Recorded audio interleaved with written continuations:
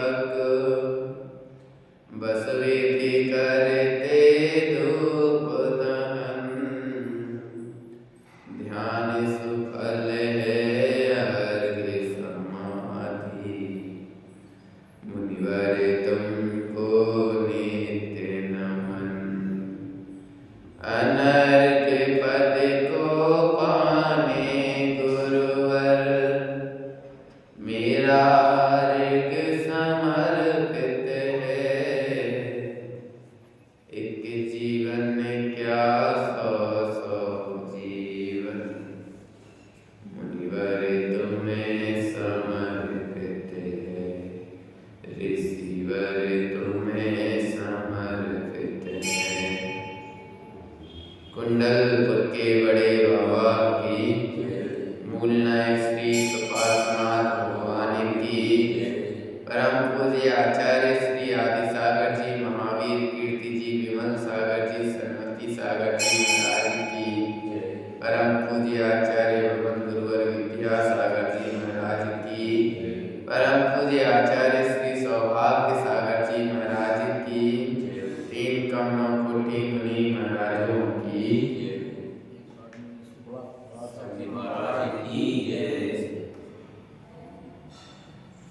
कहते हैं गुरुओं से बढ़कर इस जीवन में कुछ नहीं, गुरु ही सब कुछ है। इस परंपरा में आदि सागर जी प्रथम गुरु हुए हैं। प्रथम गुरु आदि सागर जी, जो 7 दिन उपवास करते थे। इस पंचम काल में ऐसे ऐसे गुरु महाराज हुए हैं, 7 दिन उपवास करते थे और 1 दिन आहार करते थे। महावीर जी यहाँ वर्तमान में एक उपवास में हालत खराब हो जाती, एक अंतराय में हालत खराब हो जाती, चाहे गर्मी हो, चाहे ठंडी हो, चाहे बारिश का मौसम हो, कोई भी ऋतु हो, 7 दिन उपवास और 1 दिन आहार। और वो भी आहार में नहीं कि दाल रोटी सब्जी चल गई और 56 भोग चल गए।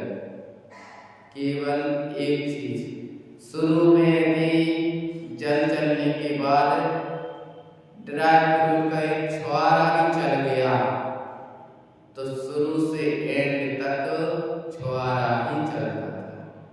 आप सोचे थे थोड़े से छुहारे ले ले, बारम ले ले, मनक्का ले ले, ये ले ले, वो उसके बाद फिर रोटी आदि सब चीज ले ले, तो नहीं। 7 दिन उपवास करते थे, 1 दिन आहार करते थे, वो भी एक ही वस्तु से। ऐसे आदि सागर जी महाराज एक बार आचार्य भवन में विधि ली। क्या विधि ली? कि जो व्यक्ति आम से पड़गान करेगा और आम ही चलाएगा, क्या आम से पड़गान करेगा और आम ही चलाएगा, ये विधि हो गई। तो 7 दिन उपवास के बाद आचार्य श्री आहार को निकले, खूब चक्कर लगाए, 2 3 4 जितने भी लगाए, विधि नहीं मिली, उपवास हो गया। 9वें दिन निकले, वही विधि थी, उपवास हो गया। 10वें दिन आहारचर्या को निकले, विधि नहीं मिली, उपवास हो गया।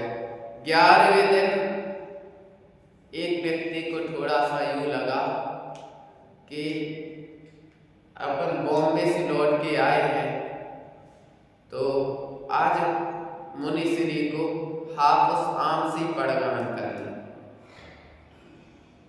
तो बाहर की विधि तो मिल गई, अंदर की नहीं मिली, फिर उपवास हो गया। अब क्या कर सकते, सब लोग घबरा गए, क्या हो गया स्वामी जी को कि बाहर की विधि तो हो गई, अंदर की विधि क्यों नहीं हुई। फिर 12वें-13वें दिन व्यक्ति को ऐसा मन में लगा कि ऐसा ना हो कि पड़गान तो आम से हो रहा है और अंदर की विधि हो कि आम ही चले। तो उसने आम के पीस बनाए, आम का सेक बनाया बढ़िया से।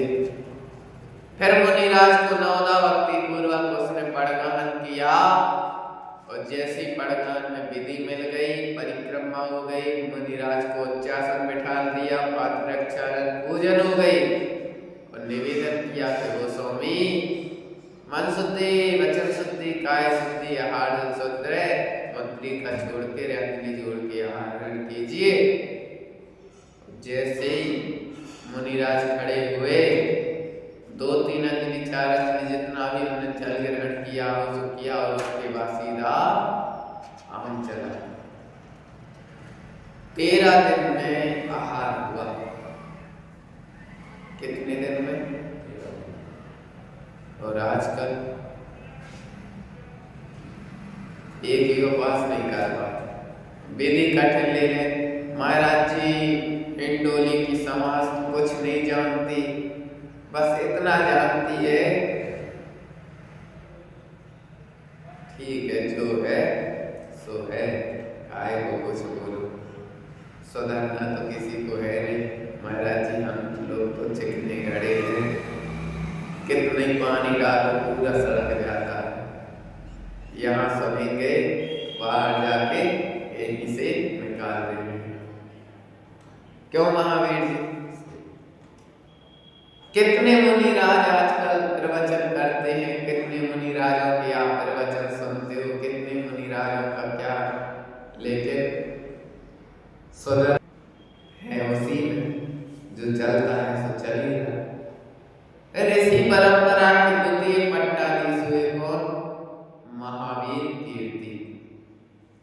18 भाषाओं के ज्ञाता थे, पशु पक्षियों की भी भाषा समझ जाते थे कि पशु पक्षी आपस में क्या बात कर रहे हैं, क्या बोल रहे हैं, ची ची चू चू चू चू करते ना जो पक्षी, उनकी भी भाषा समझ जाते थे महावीर कीर्ति महाराज। तीर्थ भक्त शिरोमणि कहलाते थे। तीर्थ भक्त शिरोमणि का मतलब, आज जयपुर में आप लोगों ने खानिया जी देखी होगी, चूलगिरी देखी? ये चूलगिरी पहले कुछ नहीं थी।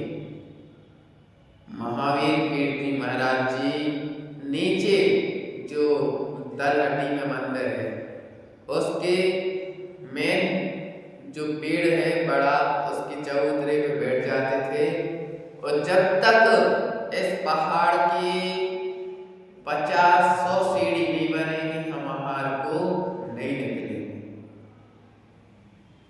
ऐसे कर करके उन महाराज ने आज चूलगिरी अपन को देखने मिल रही है, नहीं तो कुछ नहीं मिलता।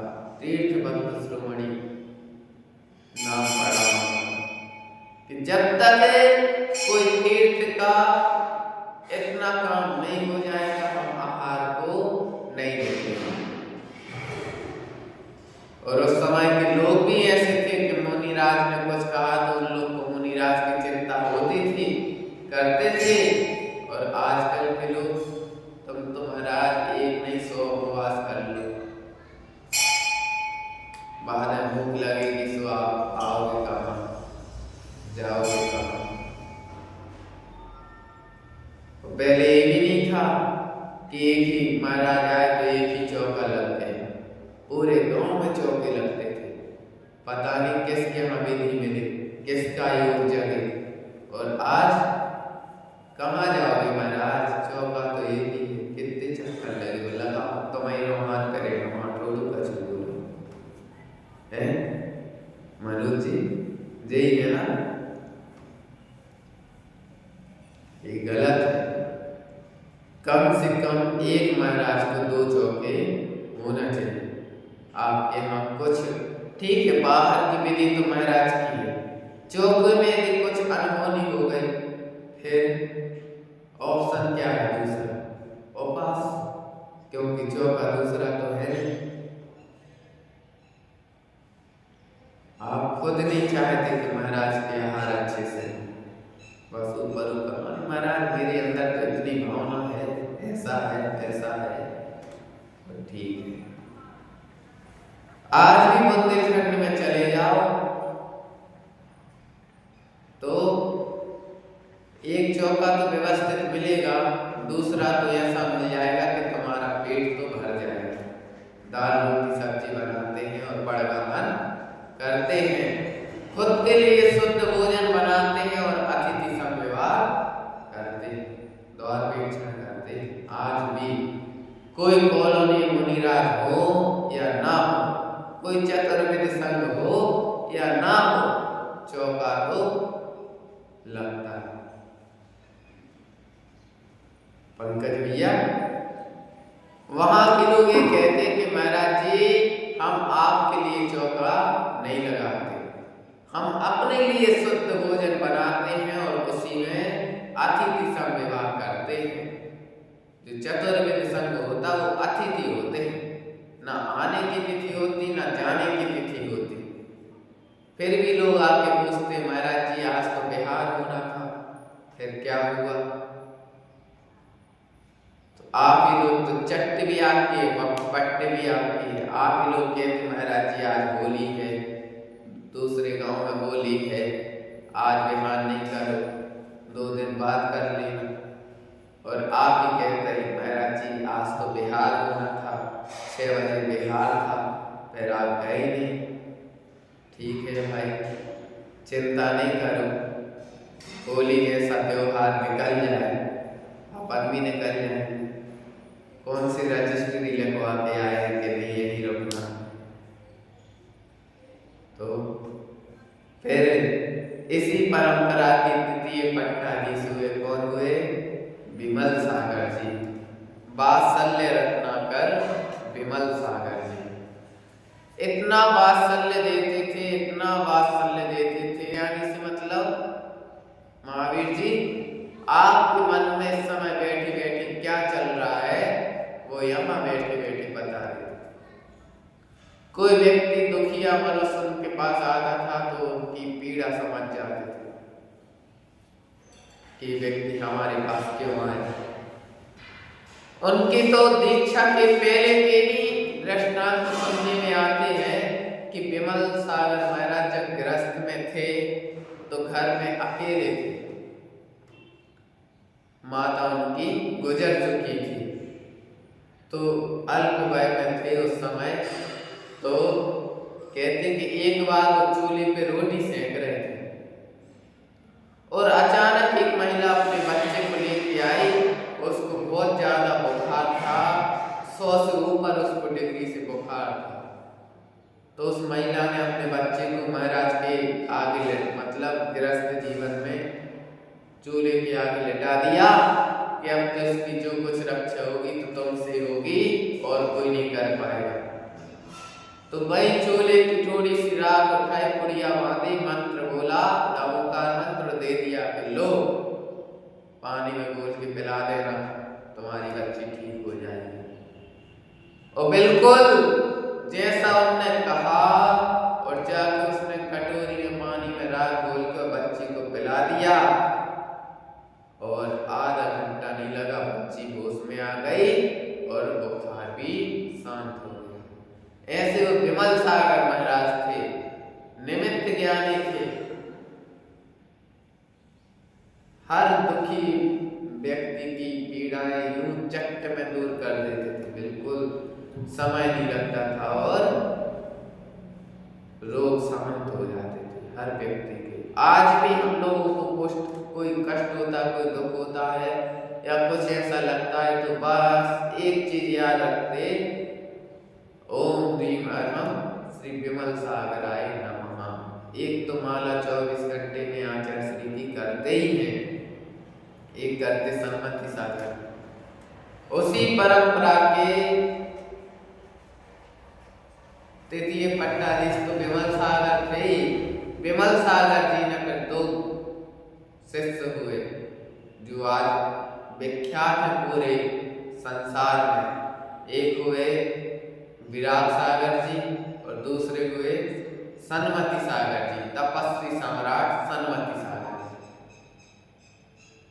तो उसी परंपरा के तृतीय महावीर कीर्ति जी के बाद दो शिष्य थे। कौन कौन थे? विमल सागर जी और सनमति सागर जी। तो विमल सागर जी तो अन्यत्र विहार कर गए थे और जिस समय महावीर कीर्ति जी का अंतिम समय चल रहा था तो पास में सनमति सागर जी थे। और कुछ त्रुटि हो सकती है जो हमें परंपरा का विशेष नहीं पता चल पाया कि तृतीय पट्टाधीश, वैसे सुनने में तो ये आया है कि तृतीय पट्टाधीश सनमति सागर जी थे, तपस्वी सम्राट। तो तृतीय पट्टाधीश सनमति सागर जी का कहते हैं इतने उपवास होते थे और दीक्षा लेते ही अन्न का त्याग। महावीर जी दीक्षा लेते ही अन्न का त्याग, आजीवन। तो दीक्षा काल उनका कम से कम 40 साल के समथिंग निकला और 40 साल तक उन्होंने अन्न नहीं लिया। और कहते हैं 6 रसों का त्याग। 6 रस कौन कौन से? दूध, दही, घी, तेल, नमक, शक्कर। हो गए 6 रसों का त्याग। तो कुछ दिन तक उनका क्या चला? केवल कच्चे केले पानी में उबले हुए उसकी रोटी, ऐसी सेक के तवा पर सूखी सेक के कच्चे केले की रोटी या टिकिया बना दी किसी। और कुछ दिन तक तो ऐसे चला, फिर उन्होंने बाद में कहा कि इसको भी छोड़ देना चाहिए, मन में यूं विचार किया तो केला की टिक्की भी छोड़ दी। अंतिम के 10 साल, समाधि के अंतिम 10 साल तक उन्होंने क्या किया? केवल मट्ठा और पानी, 2 चीज। 12 महीना मट्ठा और पानी के अलावा तीसरा कोई चीज नहीं लिया अंतिम 10 साल। और वो भी पंकज भैया एक आहार एक उपवास, एक आहार एक उपवास। और पारणा के दिन केवल मट्ठा और पानी। शरीर सूख के बिल्कुल यूं हो गए, बिल्कुल। महावीर जी तो कम पतले, इनसे और दुबले हो गए थे। और एक बार हमने आचार्य सुनील सारी के मुख से छोटा सा दृष्टांत सुना था कि एक बार आचार्य महाराज चलते चलते विहार करते करते इतने कोमल पैर हो गए थे कि एक छोटे से कंकड़ में पैर पड़ा और पैर बिल्कुल छिद गया। अब ज्यों-ज्यों आचार्य श्री कदम रखे त्यों-त्यों उनके पैर पूरे के पूरे जैसे सील लगाते हुए जा रहे हैं। जैसे अपन सिहाई में सील लगा के ठोकते ना, तो ऐसे आचार्य श्री के पैर उछलते जा रहे थे खून से। फिर भी आचार्य श्री ने अपने शरीर की इतनी सी रंच मात्र भी चिंता नहीं की कि हमारा रक्त निकल रहा है या कोई घाव है। आचार्य श्री बताते थे कि एक बार उनके पैर में इतना घाव हुआ, ऐसा घाव हुआ कि कीड़े पड़ गए और पक रहा कुछ भी, तो कभी उन्होंने इतनी सी दवाई नहीं करवाई। अपने शरीर के लिए रंच मात्र भी उन्होंने कभी चिंता नहीं रखी। क्या के नाम से आज जग विख्यात है सनमति सागर जी। और कहते हैं उन्हीं के बाद फिर चतुर्थ पट्टाधीश के नाम से आज वर्तमान में विख्यात है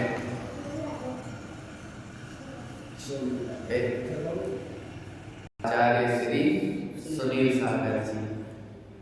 ये भी कम तपस्वी नहीं है। तपस्वी सम्राट का जिनके ऊपर हाथ हो उनकी तो बात ही है। सुनील सागर जी अभी वर्तमान में गुजरात की ओर है। गुजरात में अहमदाबाद में चतुर्मास किया, उसके बाद गिरनार जी, और अभी उसी साइड जहाँ भी हो। तो सुनील सागर जी भी काफी तपस्या करते हैं, अच्छा बड़ा संग लेके चलते हैं, वृद्ध साधुओं की सेवा भी करते हैं और अच्छी तरह से उनकी संलेखना समाधि पूर्वक सही जगह पहुंचा भी देते हैं। ऐसे आज हमने अपनी परंपरा का आप सबको परिचय दिया।